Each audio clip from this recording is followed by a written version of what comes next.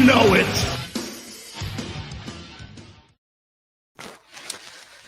Hello, everybody. This is Punk Rock and Pinfalls. It's been a while since we've done an episode. In fact, it's been a really long time. We're talking like years. But so it's back, and I have a co-host this time. I am Steve, if you didn't already know that, and with me is Rev from F-Class Heroes. Hey, Rev. Hey, how's it going? Going well. So, just to give you an idea of this podcast, if you've never heard it before or if you don't remember, basically we talk about all kinds of professional wrestling stuff and play some punk rock tunes. Just since we're kind of starting over, getting kind of a new beginning here, we're going to get a new flow going and play it by ear, see how things go. And how's that sound to you, Rev? That sounds great to me. Cool. So tell me a little bit about F-Class Heroes. So F-Class Heroes is the brainchild of my buddy and co-host of Frame Rates and Face Locks, Swole. It's kind of a... I'm trying to think of the right words to describe it. I think it's more of like a media umbrella type thing. He makes all kinds of things. I'm not as well connected with most of F-Class Heroes, other than Frame Rates and Face Locks is where I really came in. We wanted to do a pro wrestling, pop culture, video game type podcast and just talk about those kind of things. And so we decided to start a podcast together and just put it underneath the F-Class umbrella. I'm happy to be part of the F-Class family. And yeah, that's a brief summary of kind of what it is. Very cool. Yeah, I've listened to a few episodes of the Frame Locks stream. It's a lot of fun to listen to. If you haven't checked that out, definitely worth giving it a try. I'll put the link to it in the show notes, so those of you listening out there can get a link to it and check that out as well. As for me, I've hosted this, and I'm also currently the host or co-host of Rebel Rock Radio, which is a pop culture. Started out as a Star Wars podcast, but then we started to branch out a little bit. But yeah, so it's kind of pop culture. We talk about a lot of different stuff. Try to squeeze some Star Wars in there as much as possible. And it is part of the Red 5 network, as is this podcast. So Red 5 network is basically a podcast network of, I think it's close, somewhere in the 30s of a number of podcasts, but there's a lot of really cool stuff on there. But yeah, I wanted to revive this podcast. Just combining, two interests, punk rock and pro wrestling. So here we are. So why don't we go ahead and jump into a song? This is a song from a band. They're actually based out of Oklahoma City, which is close to where I'm at. I live in Norman, Oklahoma. But the band is called Don't Make Ghosts. And they released an album. This is actually an older song of theirs. They released an album called Death Ride back in October of 2016. They have actually released another album since then. But I wanted to play something off this album because I really like this album. So we are going to play a song from them called Upside of Sorrow. So here it is.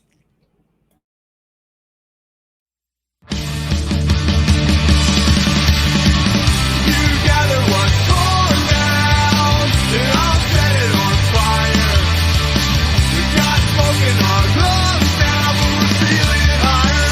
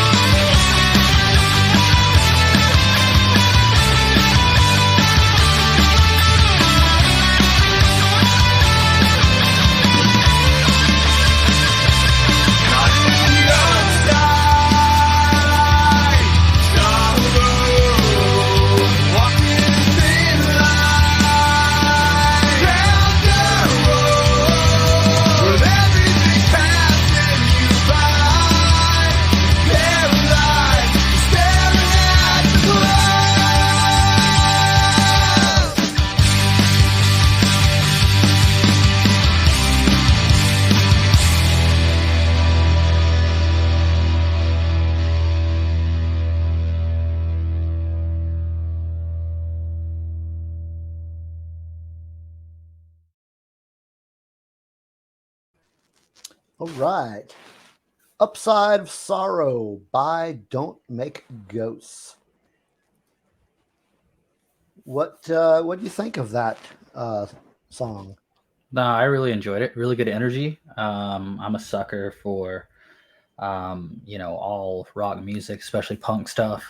Definitely gave me a bit of a Foo Fighters esque kind of Yeah, feel to it, which is not a bad thing in the slightest. I can say that. Yeah, a couple of these guys used to play in a band um, a ways back, like I want to say early 2000s, called the Roustabouts. And but yeah, these guys are local. They play. Um, they have played the Fest in Florida. I'm not sure what other out of state shows they've played, but they play here in both the Oklahoma City area and the Tulsa area. I want to say they've played in Dallas, but I don't remember when. But I've seen them. I've seen them quite a few times. They're actually good friends of mine. Um, Funny story. The guy the bass player for this band is a real estate agent, and he actually sold me the house I'm living in now. Like when we were about to move back to Oklahoma from Michigan, I was letting him know, hey man, we're going to be looking for a house, see what you can find for me. And this is the area we want to live, and these are kind of the things that we want. And but yeah, so he's a real estate guy, punk rock real estate guy, sold me a house. So lots of really good guys, really good guys. Like I said, they put out another album.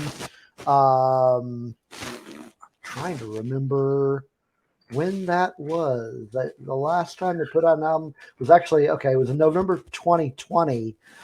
They put out an album called "To Hell with the Smiles," which it is a good album.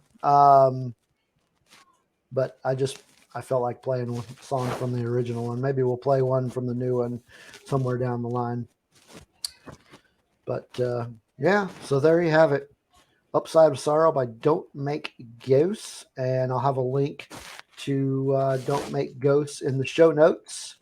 So you can check out more of their stuff. Um, Actually wanted to talk to you, Rev, about something regarding wrestling, because obviously this is more than just punk rock. This is also a wrestling show. You have had some experience in the ring, have you not? Oh, absolutely. I've spent a good chunk of my life doing it. That's pretty awesome. Yeah, I've never done anything like that. I'm nowhere near athletic enough to to do anything like that. The only thing that I've done like in wrestling other than watch is I ran sound for a local promotion for a while. And I mean, that was a lot of fun going to all the shows and doing sound for them. So that was cool. But let's tell me about your time in the ring. How'd that Um, start? And so, I mean, it started like a lot of fans that enjoy pro wrestling. It started in the front yard with my older brother. I must have probably been around like 5 or 6 years old. We'd wrestle around in the front yard. He would be Lex Luger and I would be Sting, and we would brawl all over the front yard. Um, and that kind of evolved, as I was growing up. Met other people like minded that enjoyed wrestling. They wanted to wrestle around, so we got a trampoline, and we would every day after school we would get in the ring, or on the trampoline is the ring as we'd call it, and we would just wrestle.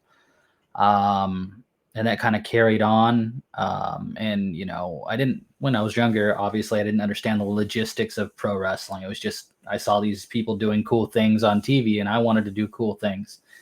And as I got older and was doing it, and being able to comprehend more of what I would watch on TV, there was a lot of starting to understand, okay, there's reasons why they're doing these things. I actually kind of want to know. So I started doing research and going back and watching like 60s wrestling, 70s wrestling, 80s wrestling, all the way up, to the modern stuff, and like really studying it, not just watching the matches, but like watching the movements and, what the reactions from the audience were and the cues and the different things like that, and really trying to understand how the business worked. And so I continued on that years, as well as performing in the ring, and thought, okay, well, there's a lot of people out there that are just doing this almost like UFC, where they're just, beating each other up. But that's not going to get me any closer to doing what I want to do, because these guys aren't just beating each other up. Like there's an art and a science to it. There's reasons for what they're doing, ways to do it. So I was like, if I'm going to get closer to that, I need to perform that way, regardless if it's in a backyard or if it's in a ring in front of audience. Like, still needs to be performed that way. So kind of evolved. I wrestled in the backyard for a very long time. We would make our own company. We, we'd go buy toy belts from Walmart, the WWE ones you could buy in the toy aisle, except we would take Sharpies and we would do our own custom color schemes on them and black out the WWE logo and all of that, so it didn't look, it didn't have the logo on it. And so it did that for a very long time. The only difference that we really had was we would script everything like normal matches.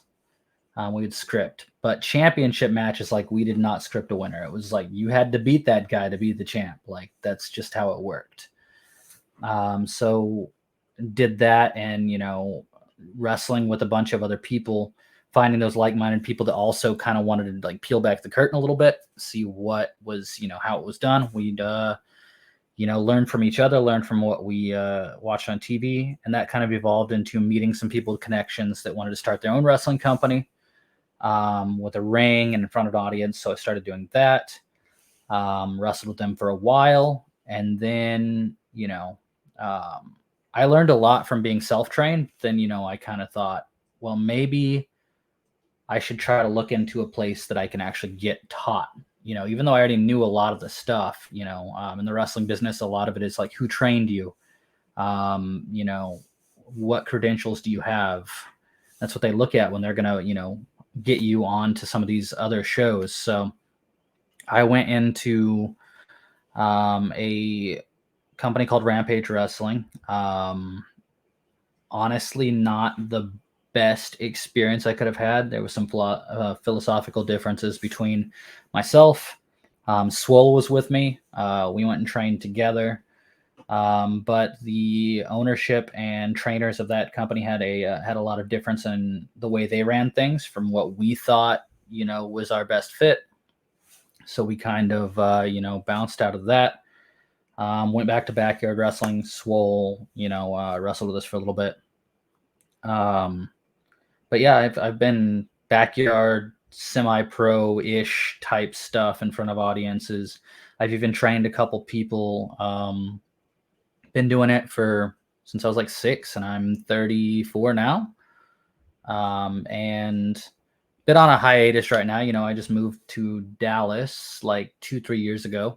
And so the rest of my guys that I wrestle with, they're down in New Mexico. And so it's kind of like, I don't have a whole lot of chance to go down there. And I haven't made any connections up here in Dallas to continue, but by no means am I done. I feel like I still got a lot of stories to tell, a lot of moments to create. And, I'm just a guy that's an adrenaline junkie and a lover of pro wrestling, and along for the ride to see, where it takes me.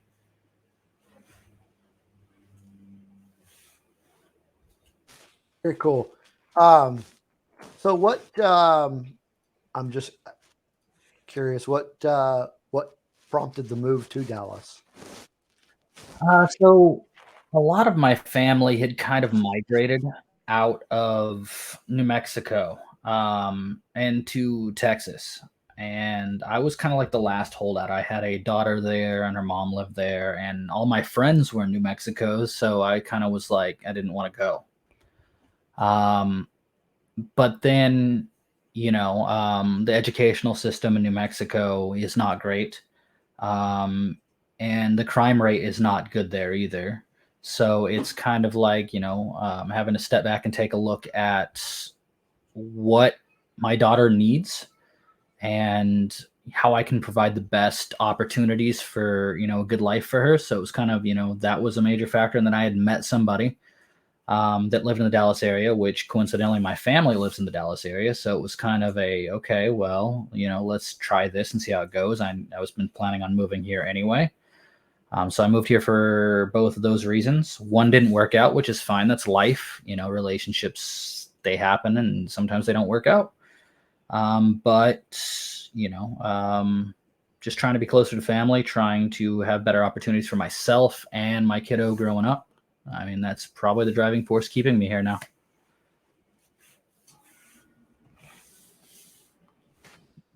That's a good reason to move.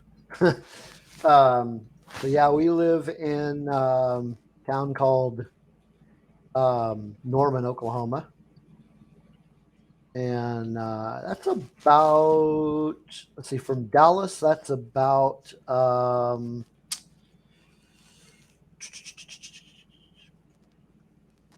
gonna say it's about 2 hours ish, depending on like what part of Dallas you want to drive to. I'm not sure how far. Yeah, I take that back. It's actually about 3 hours. But yeah, I've been down to Dallas quite a few times. I like it there. We actually almost thought about moving to Dallas when we were leaving Michigan, but we ended up just moving here instead. All right, so why don't we start off more of our wrestling talk? Let's have a chat about AEW. I know we've chatted back and forth about this throughout the week. It's actually my favorite promotion. As we've said, it does have its flaws. There are things that I would like to improve over it. But overall, it's the one that I enjoy watching the most, and it's where I spend most of my time. So let's start talking about that. Let's hear your thoughts on the promotion in general, and then maybe talk a few highlights from last week's Dynamite and Rampage. So as far as AEW, like a lot of people, as I am very passionate about pro wrestling and about my feelings on pro wrestling, they take my comments as being that I am maybe anti AEW, which is not true. I have a lot of respect for the company. I think that it was made with the best of intention, and it's done a lot of good in the pro wrestling world, for the fans, for the wrestlers. It is probably the best talent core roster in pro wrestling today. Guaranteed. I don't think there's a more talented roster of athletes, both male and female. My only gripes are with the ownership of the company. And it's not necessarily that he's all bad. I don't think Tony is all bad. He's got his heart in the right place. He's a good guy. But I mean, he's a fan. He is a fan. He's a fan that started his own company.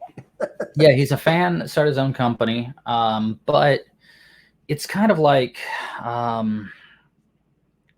Tony being a fan, he's still unfamiliar with a lot of the ups and downs of professional wrestling as a business.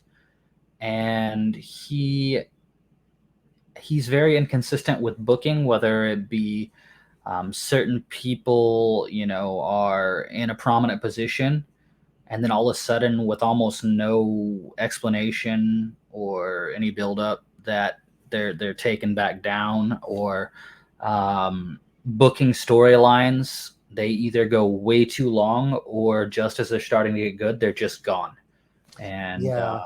I mean, it's kind of like, I can think of one booking decision that I'm assuming was Tony Khan's that I really did not favor. And you might disagree with me, as many others do disagree with me, but I was not a fan of the booking of Jade Cargill. well, I don't disagree with you. Okay. I understand what they're trying to do is, they were trying to like establish another Goldberg-esque Yeah. streak, which is great. And don't get me wrong, Jade is athletic. She's got a great physique, but she doesn't have any charisma to carry a storyline. It's always the other person that's got more personality in the feud. Agreed. And I mean, just based on my perspective, um, starting out, she was not very good in the ring. She's gotten a little bit better, but by no means, in my opinion, is she champion caliber. I can see where you're coming Um, from. but a lot of it, I also think, is at the time when it first started out with that run. Um, and this is another thing with AEW that they can improve on. But back then, their women's division was really weak. So they didn't really have a whole lot to pick from. They had Britt Baker and a few others that weren't really that good. And I mean, even now, it's gotten a lot better with talent like Chris Statlander and with oh geez, off the top of my head, who's Athena.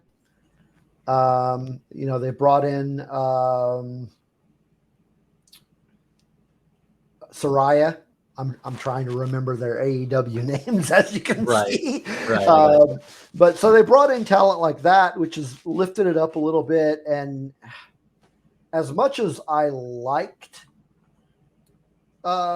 this wrestler in NXT, I don't remember her main roster run on WWE. But Ruby, they haven't really used her all that well since her introduction. I think that's kind of the case, and it's a symptom of, again, not having somebody there to help steer the ship. Like Tony, again, Yeah. he's got a lot of money, and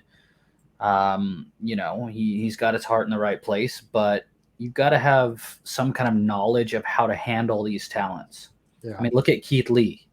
I mean, man, I Keith was so Lee, happy when he showed up. Oh, I know. And that's the thing, though, is if people want to know what Keith Lee is capable of, either look at the Indies or look at his NXT run. Yeah. He was insane. And like, he should be a world champion by now. Like, he's that good. Yeah.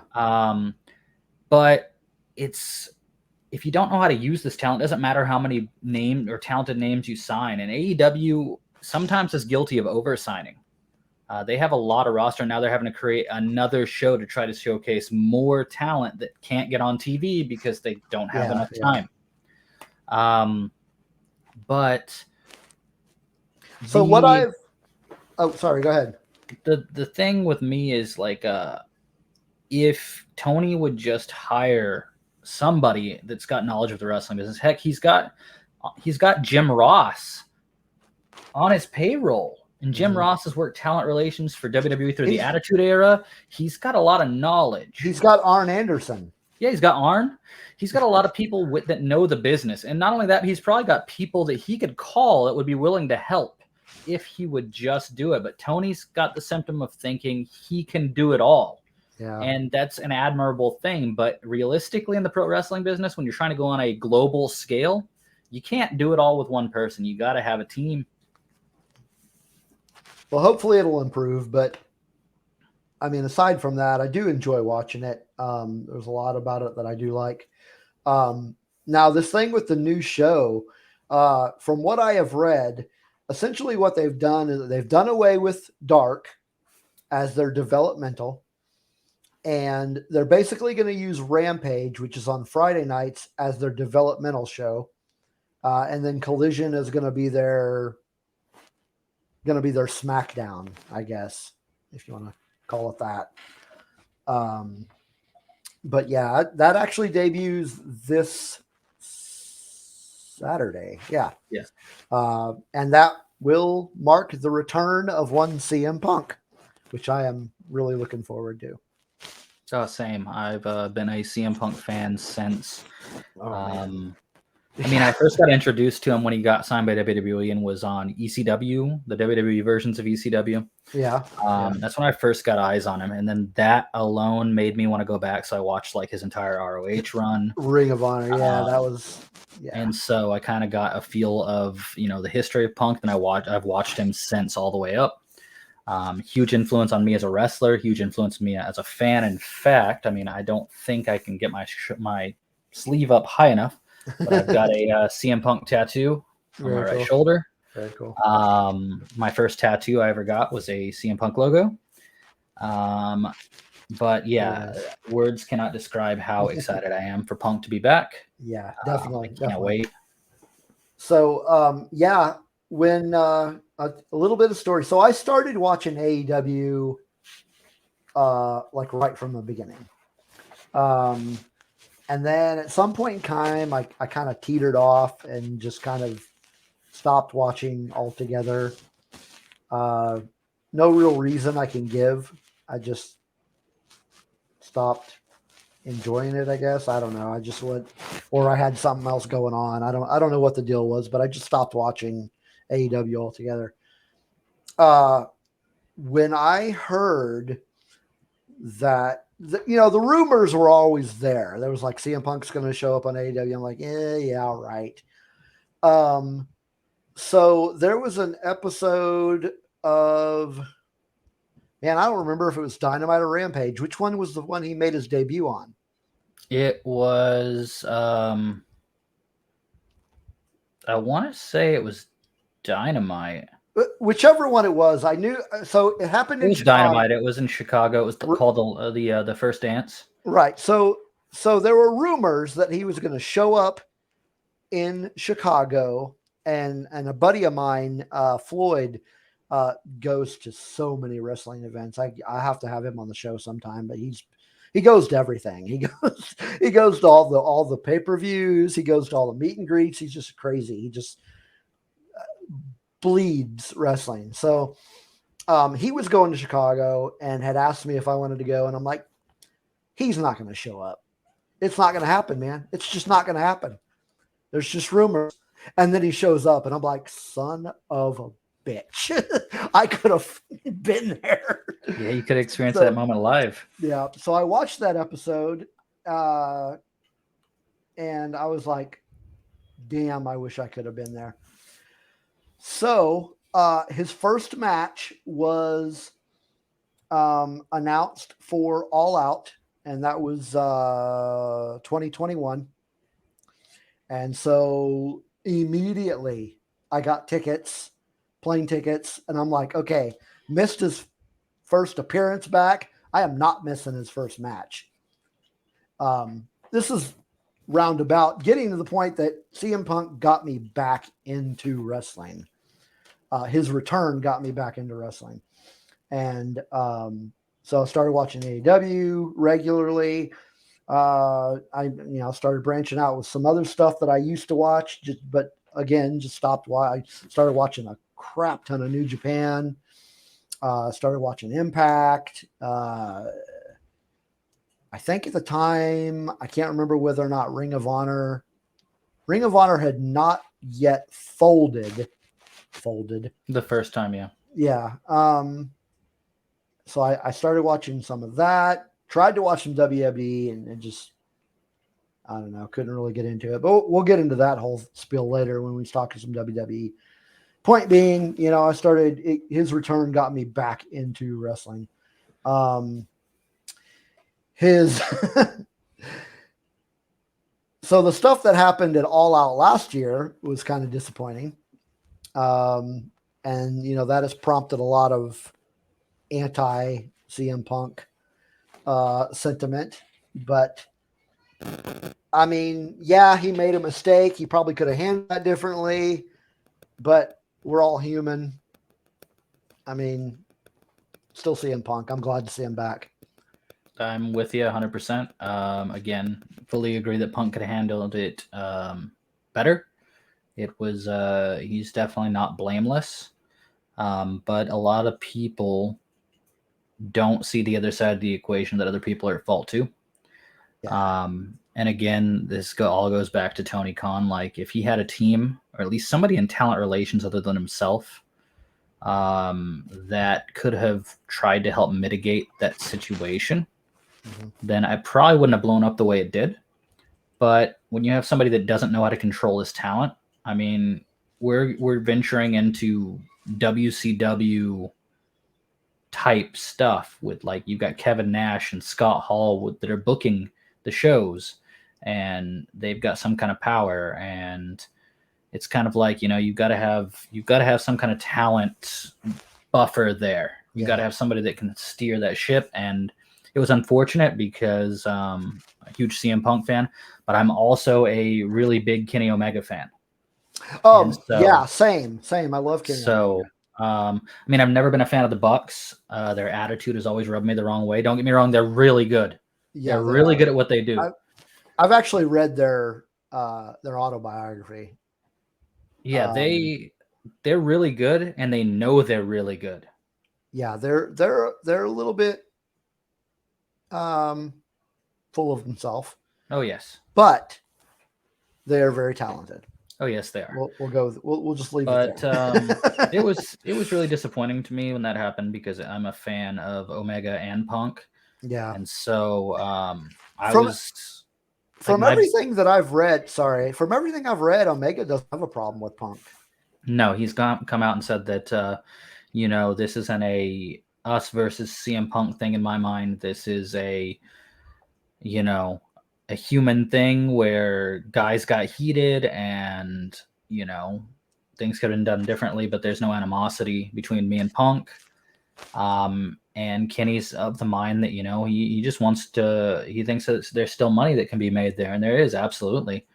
But it's, again, it's really sad, because when Punk came back, I was excited, not just because I got to see Punk on wrestling again and he had come back to pro wrestling, but it was kind of like, okay, now Punk can have his final run the right way without what happened in WWE hanging over his head.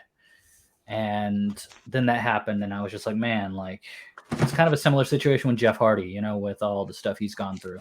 It's kind of like, man, like, I just wanted to see a really good run. Punk was champion. It was, it was really good, and then that happened.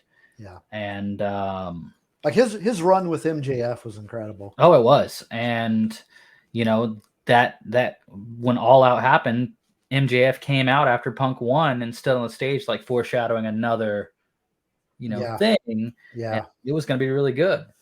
But things happen. Yeah. But I'm excited that Punk's back, and I'm hoping things can be done better, and we can get a good run out of Punk. For sure. See some feuds, possibly, if some people can put some stuff aside, that will be really good to watch and produce really good matches and moments. Yeah, that's good. Yeah, I was at that All Out as well. But yeah, I think this team up with FTR is going to be pretty interesting, because I really like FTR. I've liked them since their Revival days. But yeah, that's a good team too. But why don't we talk some highlights from the week of AEW? Now, as far as Dynamite goes, as far as the matches go, really the highlight for me was the match between Blackpool and Chaos. What were your thoughts on that match? I definitely think the in-ring action is good. I have my own opinions and about Blackpool Combat Club, and mainly one of them in general. But the match itself, which we can get into that at a later time, but the match itself was good. Very good spots. There's good chemistry between both teams. I mean, I enjoyed the highlights that I watched of it. Absolutely. Were there any so the main event I was looking forward to, mostly because of Jay White, but for me, that match left a little bit to be desired. It wasn't as good as it could have been. But yeah, as far as Dynamite goes, what were some of the highlights for you? Or were there any? I think for me, in terms of Dynamite, I can't really think of too much that happened on Dynamite that stood out to me. I mean, it was a good show, but nothing like jumped out at me. It was kind of like, yeah, this is a good wrestling show, but I'm not walking away remembering like one thing over all the others. It was just kind of like, yeah, it was a solid show.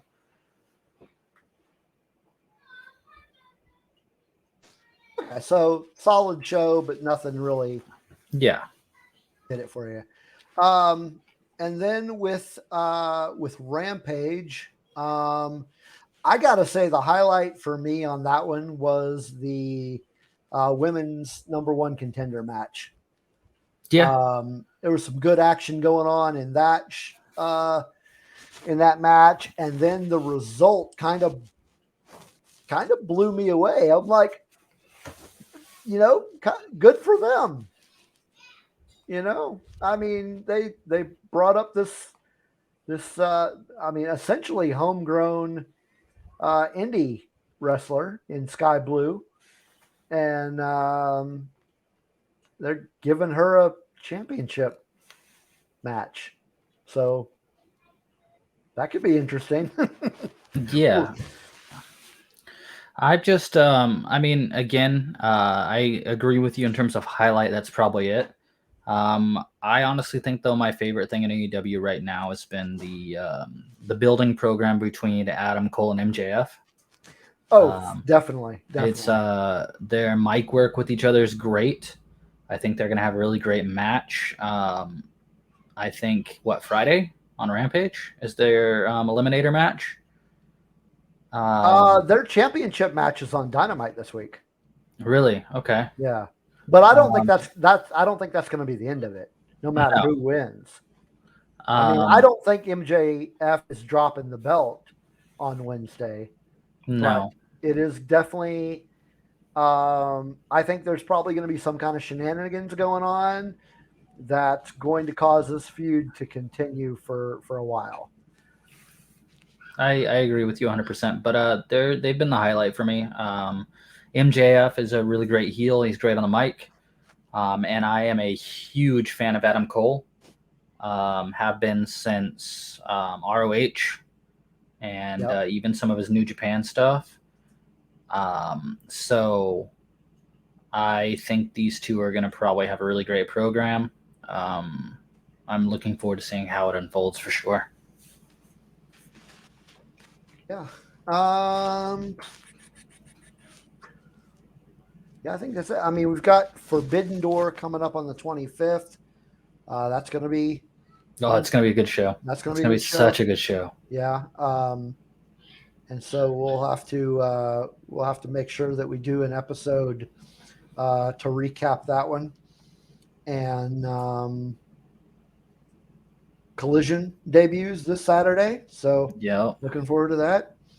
But yeah, so we'll definitely be talking more and more about AEW as time progresses. But let's go ahead and listen to another tune. How about that? Good time for a break. So this band is one of two bands that from that we're playing tonight that are from San Francisco. That was not done on purpose. It just happened to be two bands from San Francisco. So this band is from San Francisco. They're called Cables and Arms. Have you ever heard of them? I have not, but I'm looking forward to hearing them now. Okay. So yeah, they've got some good stuff. They put the last album that they put out is the album from which the song we're going to play comes from. The album is actually called EP4. It was released in August 2020. So it's been a while since I put something out.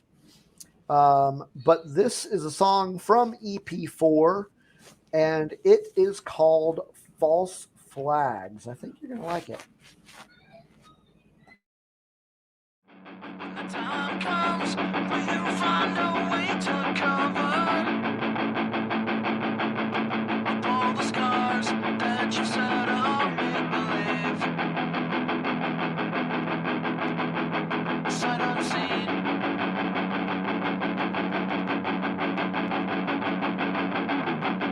And when the stories change, will you have integrity too? Tell the truth and admit you lied about all those scars.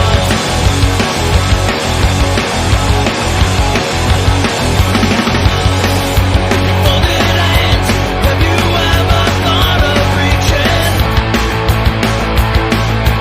past the point that you felt your fingertips? Listen, look.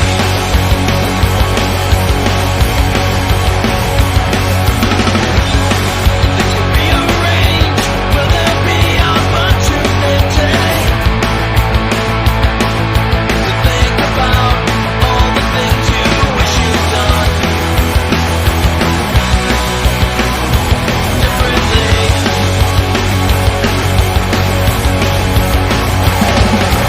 All the times you wish you wanted, all the things you wish you sorted, falling by the false flags are in. Call up to the ones you courted, call above the trees you floated, falling by the false flags are in.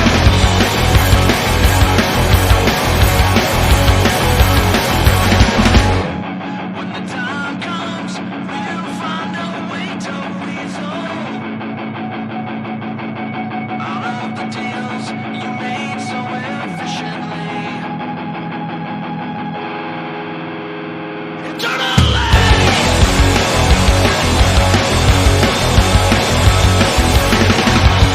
And if you get enough time to take a good long look at all the shit you managed to fit inside, it's committed.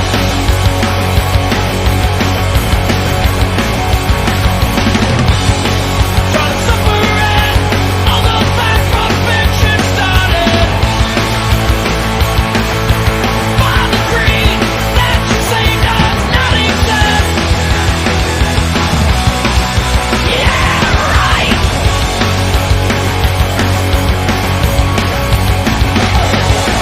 All the times you wish and wanted, all the things you wish you started, falling by the false like soaring. Call out to the ones you quoted, call above the trees you floated, falling by the false flags.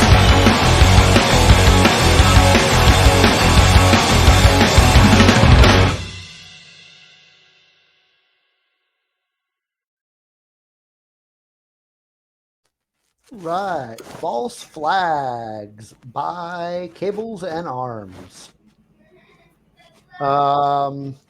Good stuff, man. I really like that. It's probably my favorite song on that album. Might be my favorite song from that band too, actually. It was a bop. Let me tell you, it was really good. I really Yeah. enjoyed it. Yeah, it was good stuff. Yeah, that whole album is really good, and definitely a band to be checking out. Like I said, they haven't put anything out since 2020. I wonder when they're gonna when they're gonna come out with something again. But they don't really tour a whole heck of a lot, so getting a chance to see them, and when they do tour, it's more like I think it's just like a West Coast thing. So chances of seeing them are slim to none. But yeah, they've got some good stuff out there, and I'll put a link to probably their Bandcamp, so you can hear some stuff from those guys if you are interested.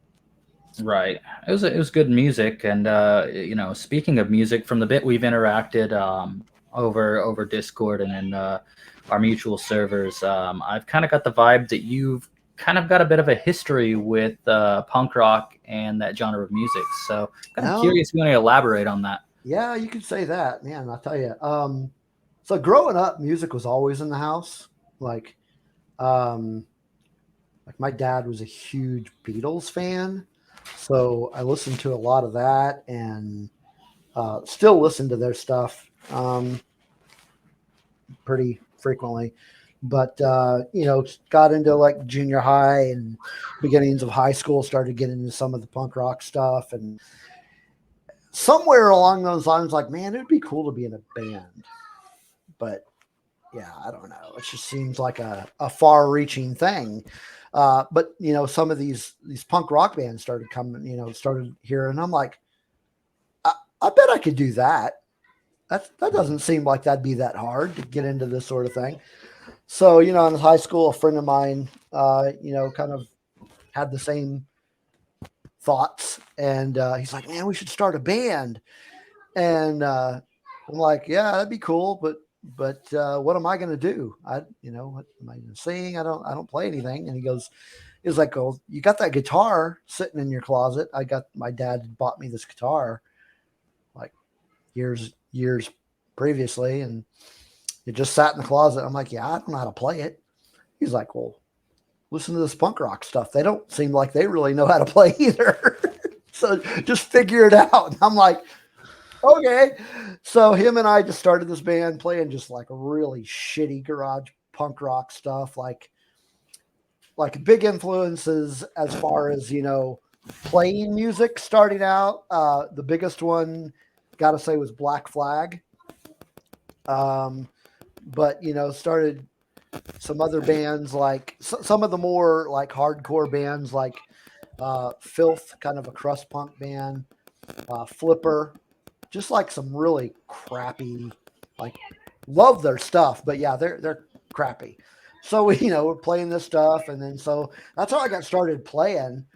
And I mean, I've been playing in punk bands off and on since then. I mean, I'm currently not actively in a band, but some friends of mine and I are putting something together, and so I'll give you more information on that as details warrant. We're working on it. But the last band that I was in was a band called Get Fired. We put out a few albums. Last album we put out was right before I moved to Michigan. So that was early 2022. Put out an album called Engineers of Mediocrity. You can find that on Bandcamp and all the other Get Fired stuff on there as well. But as far as like playing, that's kind of, I've played in so many bands over the course of that long time span.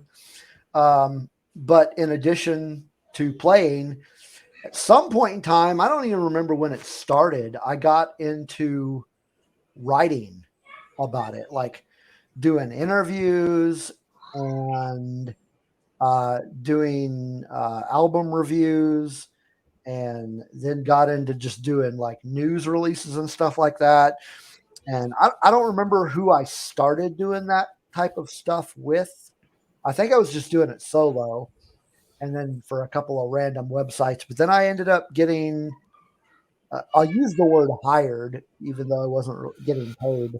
Got hired by an online publication called punknews.org. So I wrote for them for a while. and then I ended up kind of let's just say I left that company and started writing for another one called Dying Scene. That one didn't really last very long, probably less than a year. And then I started writing for a few other online punk zines. And then started writing for one based out of Chicago called Bad Copy. And that's who I'm writing for now. I do news releases mostly. I do quite a few interviews. Every once in a while, I'll do an album review. I've got a column called The Bottom End, and the basis of that column is I do interviews with bass players from various bands and kind of talk to them and get their perspective, because you never hear from the bass player of bands. It's always the guitar player or the singer, but you hardly ever hear from the bass player. So I got this idea to talk to bass players and get their perspective on being in a band and their perspective on songwriting and their place in the band, like what their role in the band they feel is. And then I get to some tech talk with them. So I do a column called The Bottom End. And so that's a lot of fun. And other than that, man, I cannot tell you how many concerts I've been to, because I've been to a shit ton of them. I couldn't even tell you how many I've been to, because I started going to concerts back early teens, mid-teens. Yeah, it's been a while. Did you have any other questions about my punk rock history? Something I leave out? No, you kind of encompassed it pretty well. I can't think of anything right now, but then again, that might be the lack of sleep fogging my brain just a little bit. Oh, and then there's the podcast. I've done a lot of music podcasts. And then when I started Rebel Force Radio, which, by the way, used to be called Rogue One Radio, but then we had to change the name due to some pending litigation stuff. Thank you, Lucasfilm. So we changed the name. But when we originally started, there was like nothing to do with music. There was no music portion of it at all.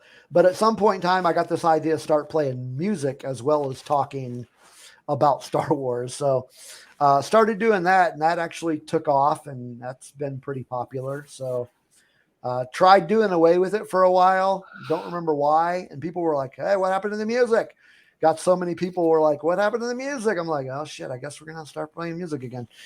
So we're doing that. So that's a lot of fun. And then of course, now we've got this punk rock and pinfalls, fun stuff, talking about punk rock and wrestling. All good. Okay. Well, let's talk a little WWE. Actually, before we start talking about WWE specifically, I wanted to ask you, what is your first memory of watching wrestling? Do you remember your first memory? I do. So I started watching shortly before the Monday Night Wars started, really. Okay. I remember I just got done coming in from playing outside, and my mom, one of the rare days she was off work, we had got dinner and we were just sitting in front of the TV. She was flipping through channels, and I don't remember if she had watched wrestling before or if it was, just us zoning in on what we passed, but we were flipping through the channels and we got to TNT. Monday Night Nitro was on, and I remember it was like this big parking lot brawl thing going on, and the NWO was destroying all these WCW guys. And I think the first image that I remember sticking in my head was Kevin Nash had picked up little tiny Rey Mysterio Jr. and like lawn dart him into the side of a trailer. Just bam. He hits.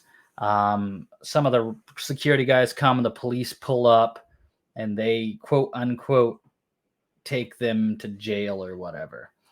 And I was like, I'd never seen anything like this before. So watching Nitro became kind of a weekly thing. But that's definitely how it started.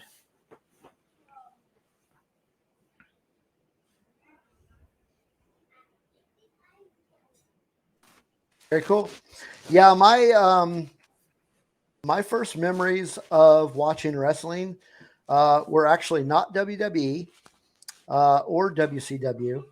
I started off watching Mid-South Wrestling because my dad was watching it. And I was like, well, what's this? And, just watching them do their flips and their, all that stuff. And I was like, well, this is interesting. And watched a few times. And I was like, this is cool. Some of the characters I remember first were like Junkyard Dog and Hacksaw Jim Duggan. For some reason, I seem to remember Terry Taylor pretty vividly, who became the Red Rooster.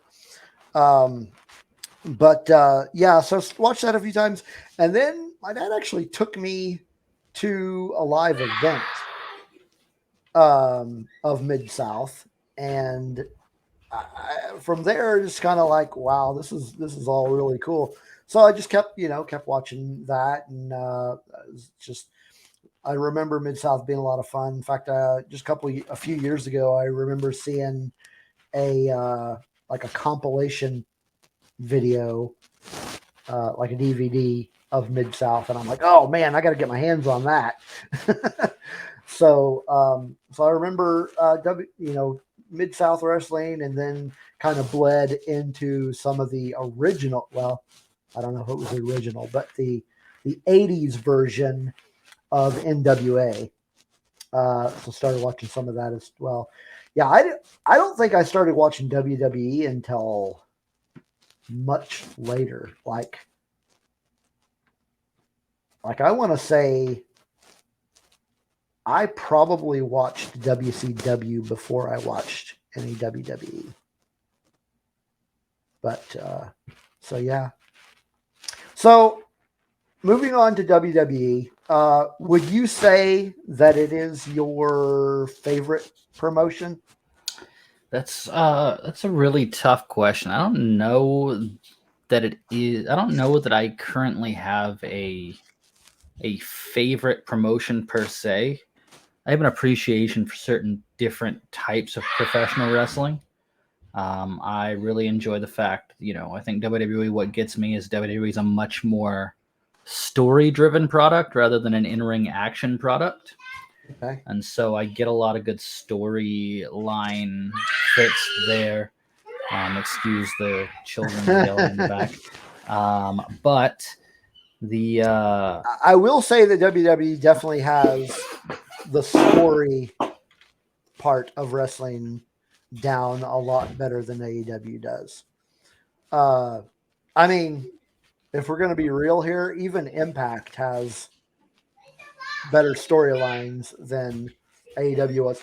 However, I will say that I don't think this is an excuse by any means, but both of those promotions have been around a hell of a lot longer. I mean, Impact started with TNA, which is another one that I watched pretty frequently, like back in the day. Man, that was like when I first got into people like Samoa Joe and AJ Styles. I do believe that might have been the first time I saw Bully Ray too, if I'm remembering correctly. as Brother Ray with Team 3D. Right. Yeah. But yeah, so yeah, WWE definitely has better storylines. But yeah, continue. Sorry, I didn't mean to. Yeah. I don't think I can say I have a favorite promotion. I have an appreciation for what each brings to the table.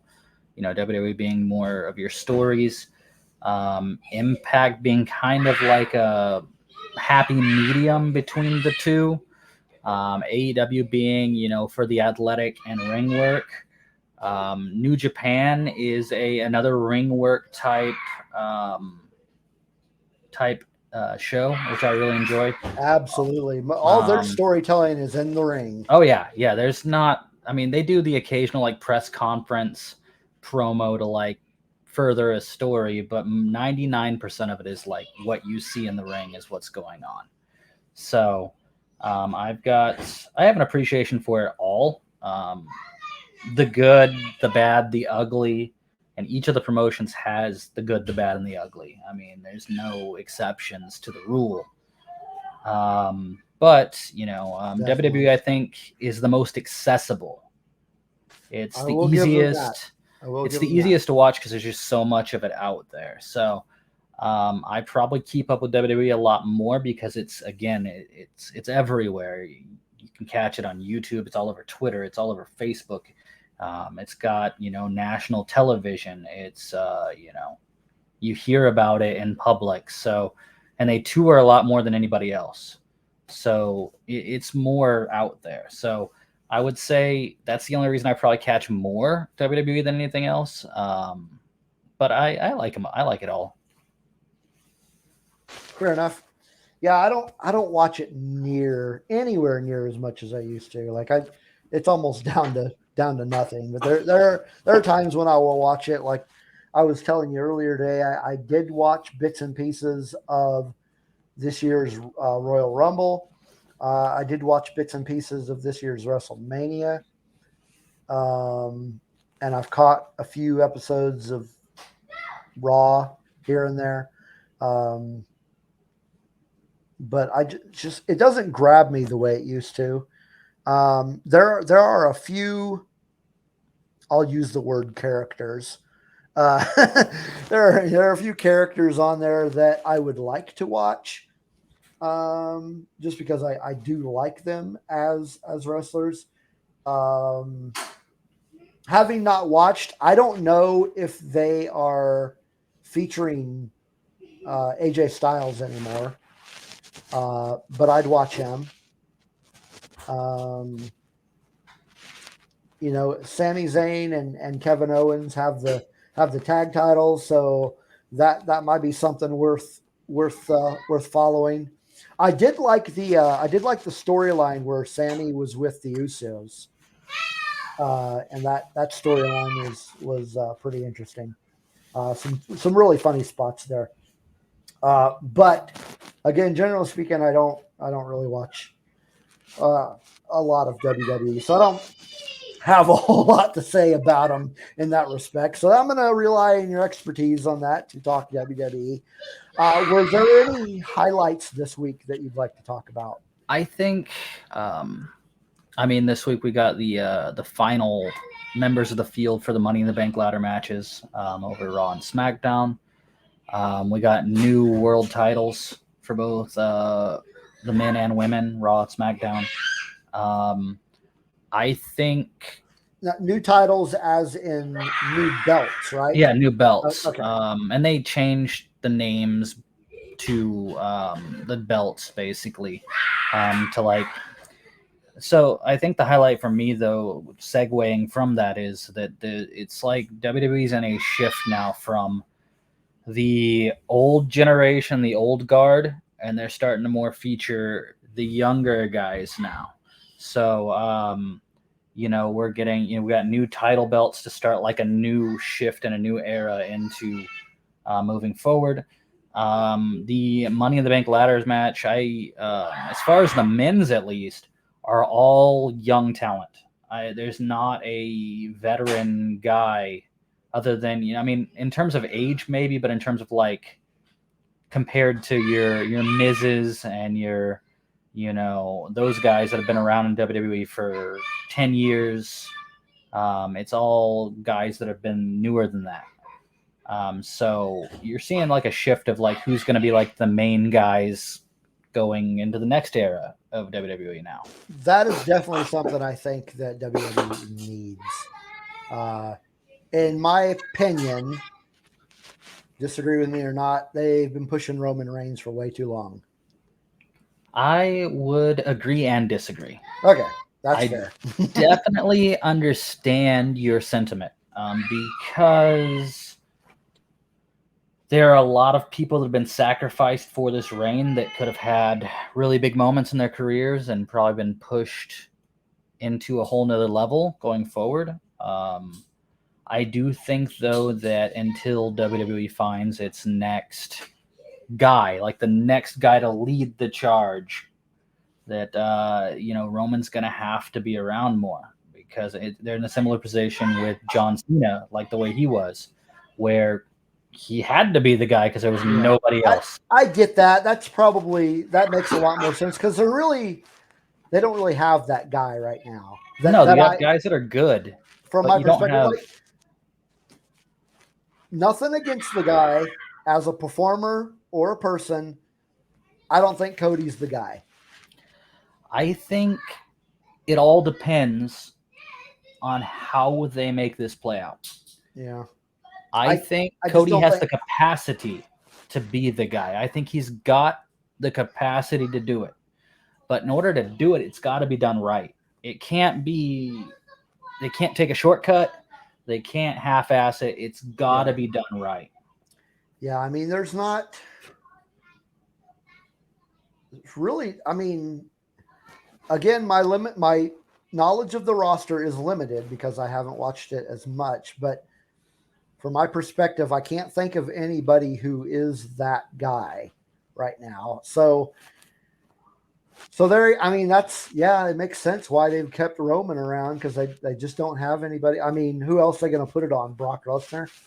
Yeah, I mean, you have the established guys are all guys that have, they're in the twilight of their career, and it's kind of like, okay, we'll work this limited schedule, but like we've already given you this much of our life. Like now it's time for us to go do our thing a little bit. And so you can't really do that. Yeah. Cody, if Cody's going to be the guy, I mean, we're looking at probably another 8 to 10 months of them doing it right for that to happen. And it's got to be. If it's going to be done right, it has to happen at next year's Mania. It can't happen before. If they rush it, it's not going to work. Refresh my memory. When is the last time that they put the main belt on a smaller guy?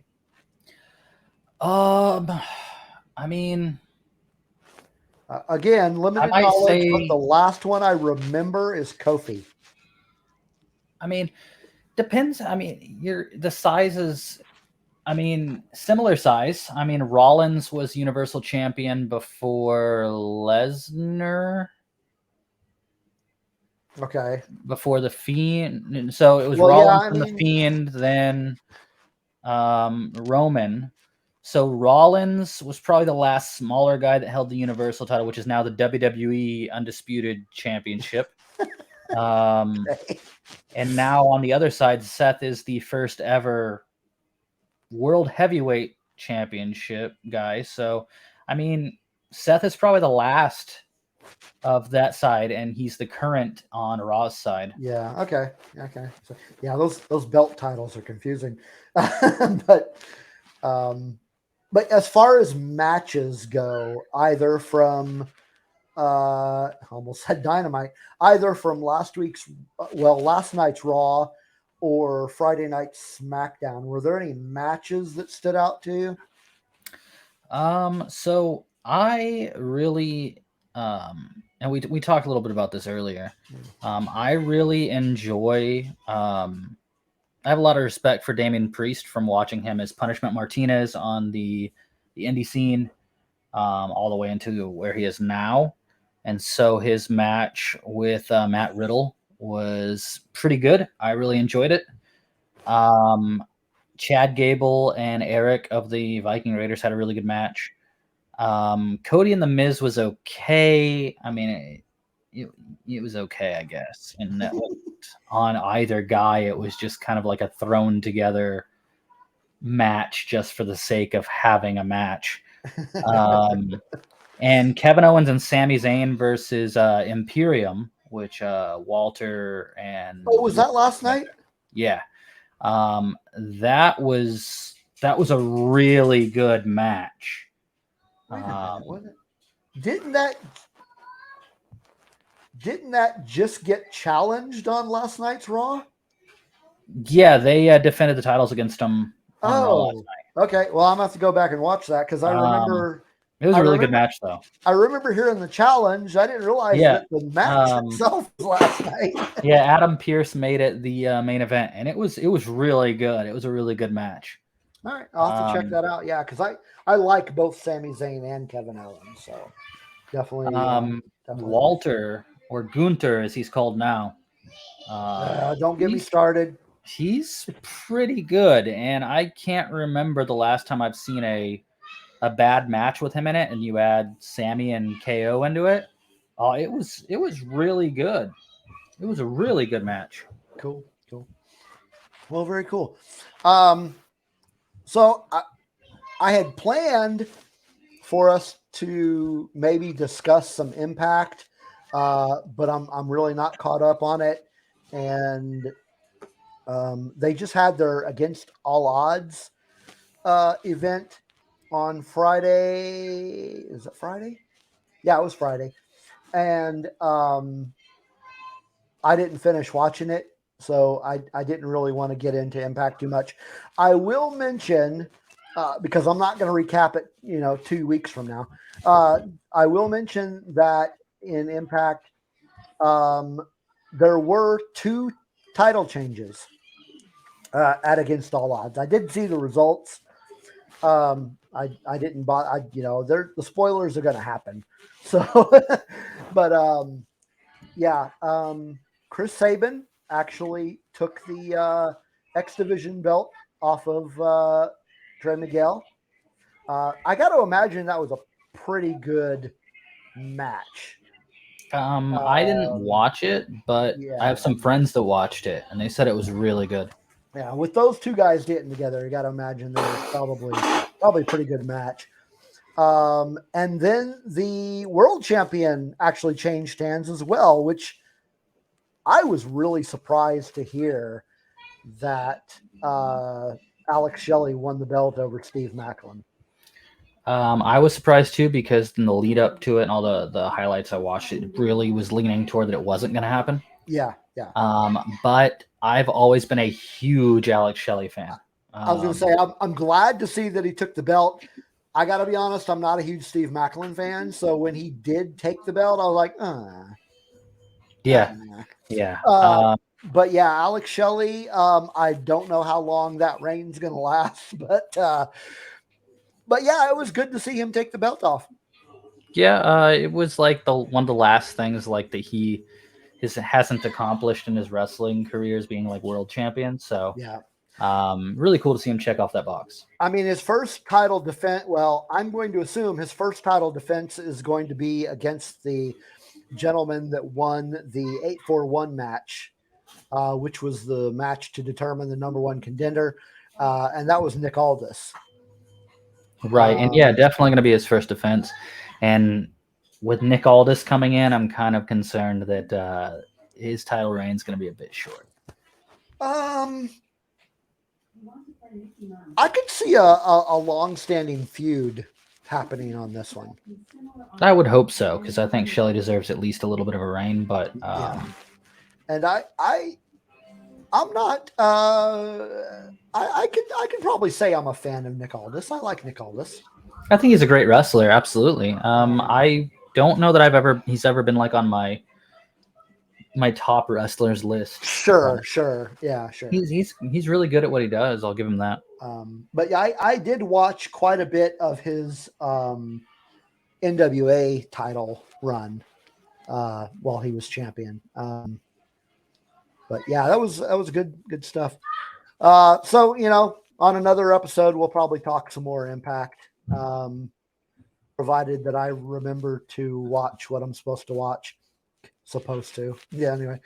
But let's go ahead and jump into some more music. This is the last song we're going to play of the night.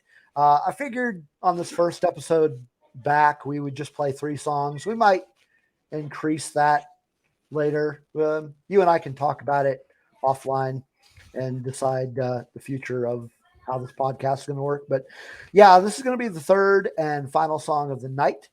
Like I mentioned before, this band is also from San Francisco. The name of this band is Nothington. Have you heard that name? I've heard the name, but I'm not familiar off the top of my head. Love this band. Unfortunately, this band disbanded a couple of years ago, which is disappointing. Number one, because want to see more of their stuff, but also because I never got to see them live. But Nothington, they are from San Francisco, and in February of 2017, they released their final album, aptly titled "In the End."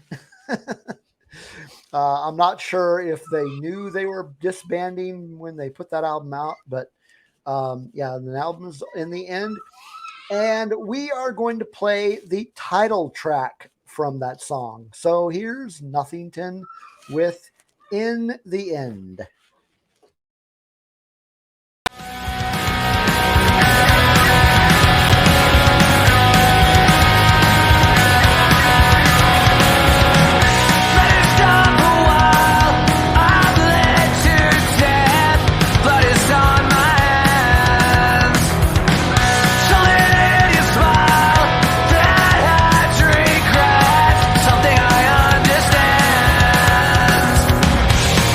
Last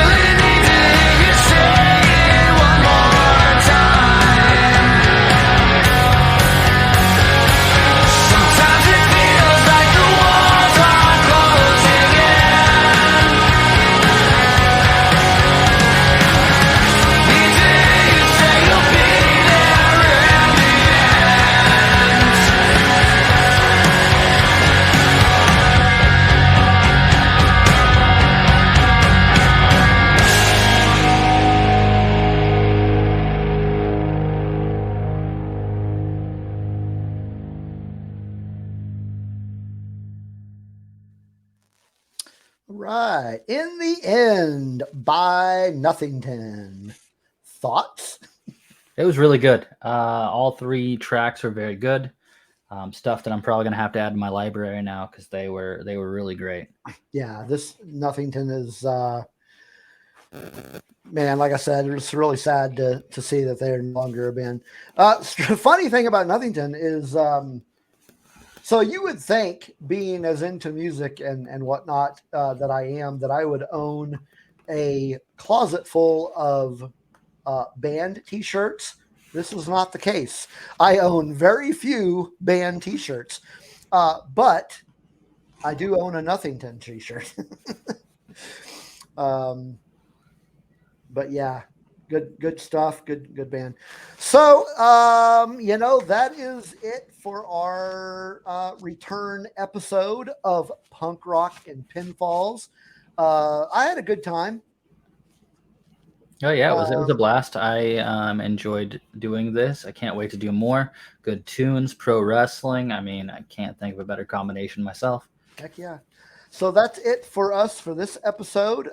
We are on Apple and Spotify and iHeart and a bunch of other podcast sites. But if you are listening on Apple, please leave a review, what you think of us. You can also email us at punkrockandpinfalls@gmail.com.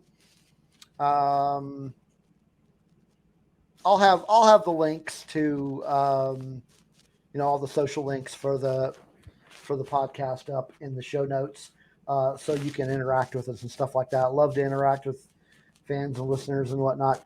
But that's it for us this week. We will hopefully be back next week to talk more wrestling and play some more punk rock tunes.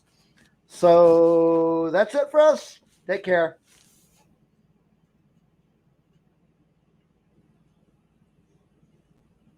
Goodbye and good